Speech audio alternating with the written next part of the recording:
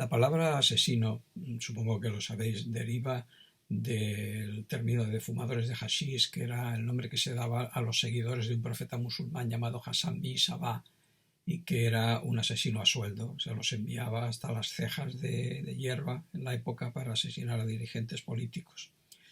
La definición la podéis encontrar bien en este libro, el Diccionario del Crimen, de Oliver Syriax, que lo encontré casi por casualidad, y en ella, pues aparte de hablar de definiciones sobre el crimen en general y sobre el asesinato, pues habla sobre todo de una manera que pone los pelos de punta con una larga lista de asesinos de todas las épocas. Por ejemplo, curiosamente he encontrado el nombre de un asesino del año 1929, un tal Pablo Casado, que descuartizó a su criado después de un ataque de furia. Habla por ejemplo, de Alfonso Capone, conocido como Al, el capo de la mafia en Chicago. Habla del arropiero, un asesino en serie español, y habla de Mark David Chapman, como todos sabéis, el asesino de John Lennon, del que me ha hecho gracia una cita en la que califica a Lennon de un farsante y dice: parecía que Lennon era un idiota y no lo era, y esto me hizo pensar que mi vida era especial y que nadie se daba cuenta de ello. Todo esto da una idea de, como podéis ver, de que asesinar es un ejercicio diferente para cada persona. Puede ser un ejercicio de autocomplacencia, una necesidad de los negocios, un ataque de furia. A propósito de eso, he encontrado también otro libro muy interesante, que es este Asesinos en serie españoles, de Luis Borrás Roca, donde define un poquito algunos de estos asesinos en serie, quizá de sus motivaciones. Por ejemplo, habla de el arrepentido de las caras burlonas, el matamendigos, el hombre que no soportaba algunos ruidos y miradas, el saboteador de la ballesta, el exalumno resentido o también el famoso el arropiero. Siempre se ha dicho que a veces la realidad supera a la ficción, y eso es cierto en muchos casos.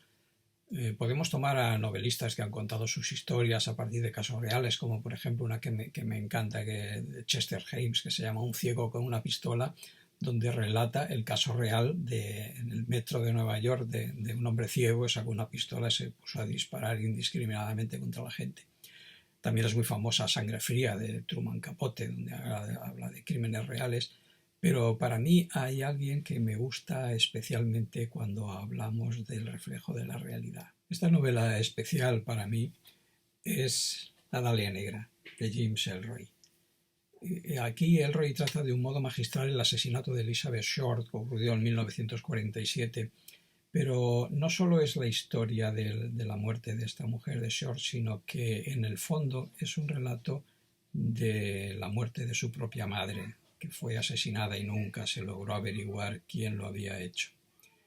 Nada mejor que unas primeras líneas del prólogo del mismo Ellroy para ver la profundidad de todo lo que sucedió en la vida de este muchacho joven y que luego le empujó a la literatura.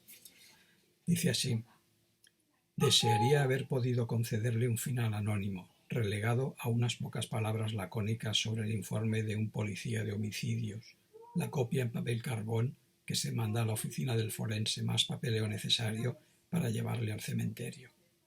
Lo único que había de malo en mi idea es que ella no hubiera querido que las cosas ocurrieran de ese modo. Por brutales que fueran los hechos, ella hubiese querido que tales hechos llegaran a ser conocidos. Y dado que le debo mucho y soy el único conocedor de la historia, he empezado a escribir esto.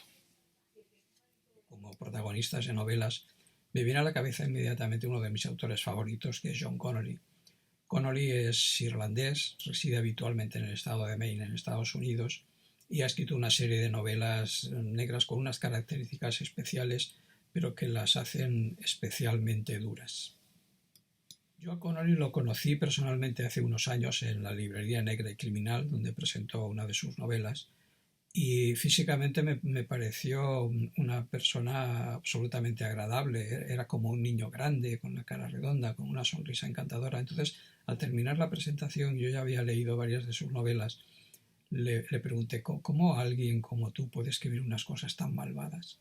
Y entonces él me contestó: ¿y cómo alguien como tú las puede leer? La idea es que los personajes que crea Connolly son realmente malvados, personajes duros, y uno de ellos bueno, un personaje, digamos, un personaje colectivo que a mí me impresionó especialmente fue el de esta novela. Habla de una secta y con una maldad profunda que a mí me impresionó realmente. Os voy a leer un pequeño párrafo donde dice: pero quienes encontraron a Alison Beck se llevaron aún una última sorpresa. Durante la autopsia, cuando le retiraron de la cara la cinta adhesiva y le abrieron la boca, pequeñas bolas rojas y blancas rodaron de sus labios y fueron a parar a la mesa de acero como canicas deformes. Alojadas en el tórax y atrapadas bajo la lengua tenía más. Algunas habían quedado prendidas entre los dientes, aplastadas por las convulsiones de la boca al empezar las picaduras. Y así llegamos hasta mi novela, Los peces solo flotan muertos. Quizá no habla la novela directamente de asesinos psicópatas, pero sí que los hay también. En algún momento están implícitos dentro de ella. Por eso os voy a leer un párrafo que no es que esté sacado directamente de la realidad, pero sí que está inspirado en algo que conocí hace mucho tiempo. El mayor de los hijos, Bernardo, de 16 años, estaba literalmente clavado en el suelo, boca abajo, atravesado por una lanza adornada con plumas y oruga. Probablemente el muchacho había intentado huir de la casa. Lo habían cazado en el patio exterior y una fuerza descomunal había clavado su cuerpo contra el suelo húmedo. Las hijas Berta y Yolanda, de 10 y de 8 años respectivamente, habían sido partidas en dos por un machete, y las dos mitades de sus cuerpos, atados por un tobillo, colgaban de la puerta de entrada. Al pequeño Justino de 4 años lo habían dejado al pie de un muro con la cabeza destrozada y restos de pelo y sangre en el mismo muro. En el dormitorio de los Obote, los cuerpos del matrimonio, horriblemente mutilados, estaban atados a la cama empapada en sangre. Les habían sacado los ojos, y a ella le habían abierto el vientre, y a él arrancado los genitales. Los peces solo flotan muertos no es una novela que trate de asesinos psicópatas, sino que este párrafo es solo un recuerdo del protagonista, un recuerdo terrible, pero que no forma parte, digamos, de la trama de la novela. En realidad, lo que pienso, así como novelista, es que sí que es verdad que yo me imagino escenas con una cierta dureza, pero que en la vida cotidiana, la vida normal las tiene. Sé que existen personas para los que la vida humana no significa nada y que todo puede reducirse a un negocio, a un ataque de furia o a cualquier otro motivo por el que una persona que parece normal se convierte en un asesino psicópata.